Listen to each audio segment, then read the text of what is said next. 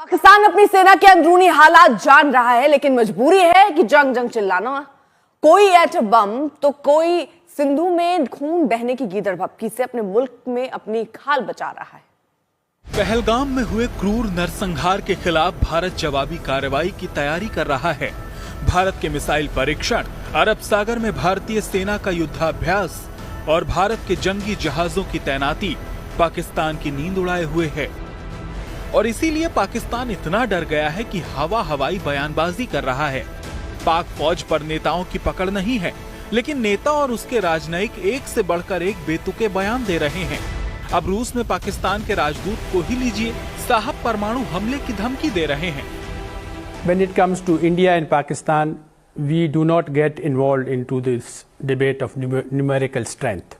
We in Pakistan will use the full spectrum of power, both conventional and nuclear. इन साहब से पहले पाकिस्तान के rail मंत्री वो भी बता रहे थे कि उनके पास परमाणु बम है। उन्होंने कह दिया ना कि अगर हमारा पानी बंद करेंगे तो फिर जंग के लिए तैयार हो जाएं। ये जो गोरी, शहीन, गजनवी, ये चौकों में सजाने के लिए नहीं हमने रखे हुए, ये हमने हिंदुस्तान के लिए रखे हैं। वैसे पाकिस्तान के इन मंत्रियों को सच्चाई पता है, मगर अपनी आवाम के सामने अपनी इज्जत उतरते देख इन्हें कुछ तो कहना ही है। तभी तो पाकिस्तान गीदड़ भभकियां देने में पीछे नहीं है। शहबाज सरकार का हर मंत्री बेलगाम है और जंग की धमकी दे रहा है। अब पाकिस्तान के रक्षा मंत्री ख्वाजा आसिफ को ही लीजिए, उनको रात दिन इसी बात का डर लगा रहता है कि भारत हमला करेगा, लेकिन खुद ख्वाजा ये धमकी देने से बाज नहीं आ रहे हैं कि अगर भारत ने सिंधु का पानी रोका तो पाकिस्तान हमला करेगा। अगर कोई इस किस्म का स्ट्रक्चर बनाने की कोशिश करेंगे, we'll strike that structure. बिल्कुल we'll strike that structure. That will be an act of aggression against Pakistan. वो पाकिस्तान के खिलाफ जारियत होगी। जारियत सिर्फ तोप के गोलों से या बंदूक चलाने से नहीं होती।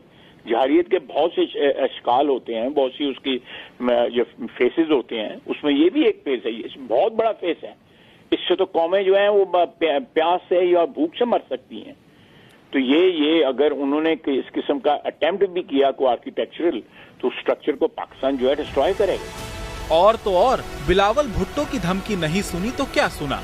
अरे वही बिलावल भुट्टो जो एक जमाने में कहते थे कि कांपे टांग जाएगी, हाँ वही इस बार ज्यादा उबाल मार रहे हैं। इस बार सिंधु के पानी को लाल कर देने की धमकी दे रहे हैं। हम जंग नहीं चाहते, मगर वो सिंधु पे हमला करे तो उनको मालूम है कि या इस सिंधु से पानी बहेगा या खून बहेगा। और मैं चाहूंगा कि जिस तरीके से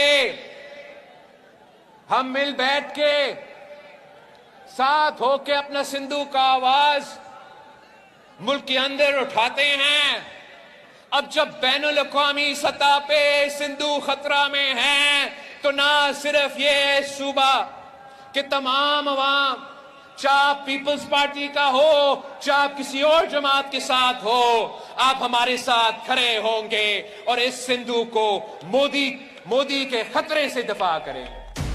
ये तो डरे हुए पाकिस्तान की भाषा है।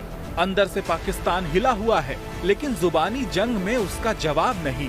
आज तक ब्यूरो।